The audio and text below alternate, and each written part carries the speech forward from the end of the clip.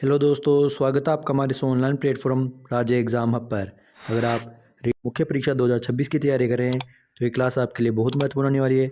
आज हम इस क्लास में कक्षा 10 की किताब राजस्थान का इतिहास एवं कला संस्कृति में से राजस्थानी भाषा व साहित्य के महत्वपूर्ण प्रश्नों के वन लाइनर क्वेश्चनों के बारे में चर्चा करेंगे। ये क्लास बहुत महत्वपूर्ण होने वाली है क्योंकि रीट मुख्य परीक्षा 2026 में इस टॉपिक से ज़्यादातर कला संस्कृति के क्वेश्चन पूछ जाएंगे। अर्थात जो ये राजस्थानी भाषा व साहित्य का टॉपिक है, इसमें से सर्वाधिक क्वेश्चन पूछे जाएंगे कला एवं संस्कृति में से। तो ये टॉपिक बहुत महत्वपूर्ण है, क्लास को पूरी देखेगा वह एक एक क्वेश्चन को ध्यान समझिए क्योंकि इसमें से 2 से 3 क्वेश्चन रीट मुख्य परीक्षा 2026 के अंदर जरूर पूछे जाएंगे। तो ज़्यादा बातें न करते हुए आइए क्लास को शुरू करते हैं। तो देखिए क्वेश्चन नंबर 1 से, मरुभाषा का सर्वप्रथम लिखित उल्लेख कहाँ मिलता है? तो मरुभाषा का सर्वप्रथम लिखित उल्लेख कुवल्यमाला के अंदर मिलता है। और कुवल्यमाला कब की है? तो कुवल्यमाला 913 ईस्वी की है। उसके अलावा कुवल्यमाला का रचयिता कौन था? तो जो कुवल्यमाला है जिसके अंदर मरुभाषा का सर्वप्रथम उल्लेख मिलता है, यह उद्योतन सूरि द्वारा रचित है। किसके द्वारा? उद्योतन सूरि द्वारा रचित है कुवल्यमाला। राजस्थानी भाषा के सर्वप्रथम राजस्थानी शब्द का प्रयोग किसने किया?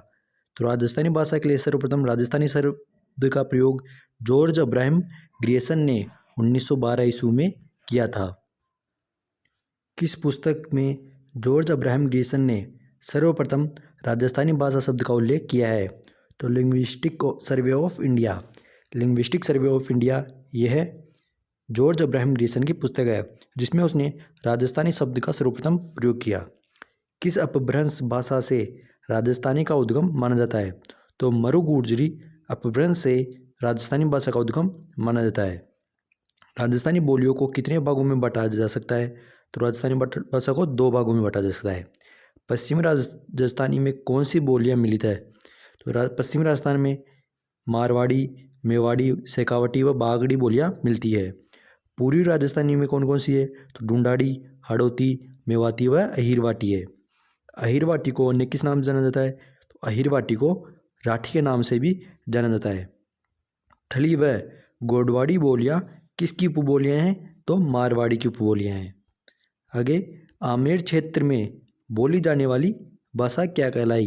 तो आमेर क्षेत्र में बोली जाने वाली भाषा ढूंढाड़ी कहलाई। तो याद रखना, आमेर भाषा में ढूंढाड़ी बोली जाती है। 6 शब्द का सर्वाधिक प्रयोग किस भाषा में होता है? तो ढूंढाड़ी के अंदर 6 शब्द का सर्वाधिक प्रयोग होता है।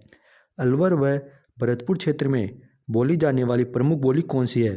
तो अलवर भरतपुर क्षेत्र में मेवाती बोली जाती है।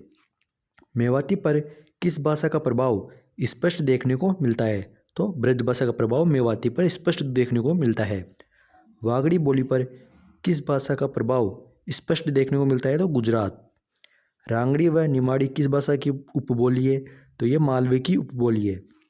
गंगानगर, हनुमानगढ़, चूरू व झुंझुनू आदि क्षेत्रों में किस बोली का प्रभाव देखा जाता है? तो हनुमानगढ़, गंगानगर, चूरू व झुंझुनू क्षेत्र में शेखावटी का प्रभाव देखा जाता है।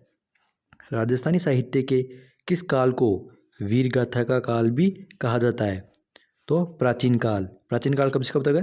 तो 1050 से 1550 तक। प्राचीन काल की प्रसिद्ध रचना रणमल छंद का रचयिता कौन था? तो याद रखना, प्राचीन काल की प्रसिद्ध रचना रणमल छंद। तो रणमल छंद का रचयिता श्रीधर व्यास है। उसके अलावा राजस्थानी साहित्य के किस काल को भक्ति काल कहा गया? तो पूर्व मध्यकाल।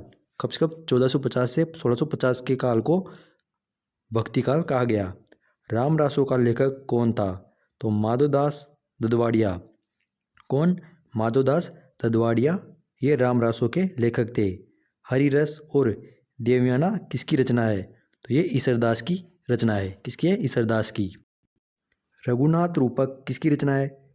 कवि मंछाराम की रचना है रघुनाथ रूपक।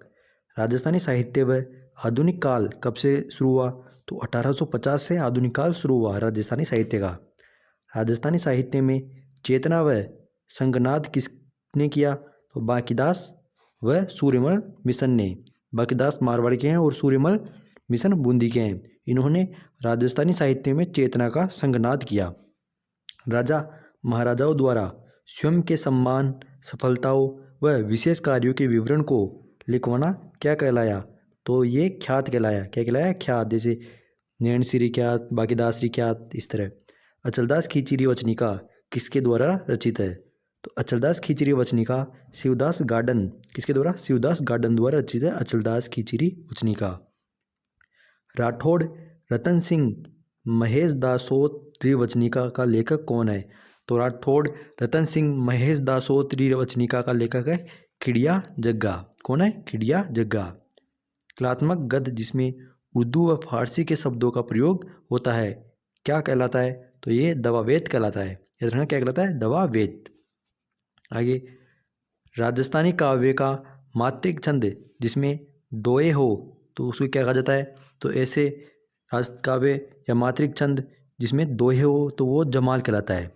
कहानी की तरह करने व सुनने की विधा क्या कहलाती है?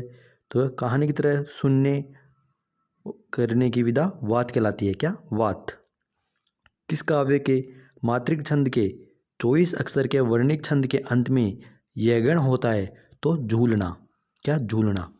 संत महात्माओं का जीवन परिचय राजस्थानी भाषा में जिस पदबद्ध रचना में मिलता है उसे क्या कहा जाता है? तो पर्ची। क्या? पर्ची।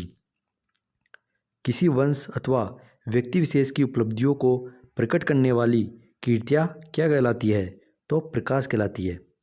राजा या किसी व्यक्ति विशेष की मृत्यु के बाद शोक व्यक्त करने के लिए जिन काव्यों की रचना की गई उसे क्या कहा जाता है? तो मरस्या। क्या कहता है? मरस्या। जिस काव्य ग्रंथ में किसी राजा की कीर्ति, विजय, युद्ध, वीरता आदि का विस्तार से वर्णन हो उसे रासो कहा जाता है। याद रखना, रासो। बिसलदेव रासो का रचयिता कौन है? तो बिसलदेव रासो का रचयिता नरपति नालय है। तो ये महत्वपूर्ण प्रश्न है, थोड़ा याद रखना इसको। बिसलदेव रासो का रचयिता नरपति नालय है। आगे, रतन रासो का रचयिता कौन है? तो रतन रासो का रचयिता कुंभकर्ण है। कौन है रतन रासो का रचयिता? कुंभकर्ण। हमीर रासो किसकी रचना है? तो हमीर रासो जोधराज की रचना है। खुमान रासो किसने लिखी? तो दौलत विजय ने खुमान रासो लिखी। उसके अलावा सगत रासो किसकी रचना है? तो सगत रासो गिरधर आसिया की रचना है। किसी वंश अथवा व्यक्ति विशेष की उपलब्धियों के स्वरूप को दर्शाने वाली काव्य कीर्ति क्या कहलाती है? तो रूपक। क्या रखना? रूपक कहलाती है। किसी विषय विशेष का विस्तार से वर्णन कहाँ प्राप्त होता है? तो विगत में। याद रखना, किसी विशेष क्या विषय विशेष का विस्तार से वर्णन विगत में प्राप्त होता है। मारवाड़ रा परगणारी विगत किसकी रचना है? तो मारवाड़ रा परगणारी विगत मुहनोत नैणसी की रचना है। संत कवियों द्वारा अपने अनुभव किए गए ज्ञान का वर्णन किस माध्यम से किया जाता है? तो साखी के माध्यम से किया जाता है। जसनाथ की भावनाओं क्या जनसाधारण की भावनाओं का आमजद तक पहुंचाने के लिए साधारण पढ़े लिखे लोगों द्वारा लिखा गया साहित्य क्या कहलाया? तो जैसे जनसाधारण की भावनाओं को आम जन तक पहुंचाने के लिए साधारण जो पढ़े लिखे लोगों द्वारा लिखा गया साहित्य है वह उसे श्लोका कहा गया। तो क्या कहलाया? वो श्लोका। याद रखना, श्लोका। किस काव्य ने कविताओं के माध्यम से विक्रम संवत 1956 के अकाल का मार्मिक चित्रण किया है? तो उमरदान ने किया है। द्रौपदी विनय किसकी रचना है? तो द्रौपदी विनय रामनाथ कविया की रचना है। किसकी है? रामनाथ कविया की। मिंजर व लिलटांस किसके काव्य संग्रह है? तो मिंजर व लिलटांस ये कन्हैयालाल सेठिया की रचनाएं हैं। याद रखना, कन्हैयालाल सेठिया। राजस्थान का प्रथम आधुनिक गद्यकार किसे कहा जाता है? तो याद रखना, राजस्थान का प्रथम आधुनिक गद्यकार शिवचंद्र भरतिया। दुविधा, उलझन, अलेकू, हिटलर, बातारी फुलवाड़ी आदि किसकी रचनाएं हैं? तो ये है विजयदान देता। तो याद रखना, ये वाले महत्वपूर्ण है कि बातारी फुलवाड़ी ये किसकी रचना है? तो विजयदान देता की है। विजयदान देता की किस रचना पर पहली नामक फिल्म का निर्माण हो चुका है? तो विजयदान देता की दुविधा नामक रचना पर फिल्म का निर्माण हो चुका है। और दुविधा किसकी रचना है? तो विजयदान देता की। हो गोरी किण पीवरी और जोग संयोग और चांदा सेठानी आदि किसकी रचनाएं हैं? तो ये है यादवेंद्र शर्मा की। परन्योड़ी कंवारी, धोरा रोधोरी, एक बीननी दो बीन आदि कहानियाँ किसकी रचनाएं हैं? तो ये है नतमल जोशी की। किसकी है? नतमल जोशी की। तो आज की क्लास यहीं समाप्त होती है। आगे की चर्चा अगली क्लास में करेंगे। अगर आपने अभी तक हमारे यूट्यूब चैनल राज एग्जाम हब को सब्सक्राइब नहीं किया है तो सब्सक्राइब कर लेना, वीडियो को लाइक कर देना और ये क्लास अपने दोस्तों को भी शेयर करना ताकि उनको भी मदद मिल सके। आगे की चर्चा अगली क्लास में करेंगे। तब तक के लिए धन्यवाद।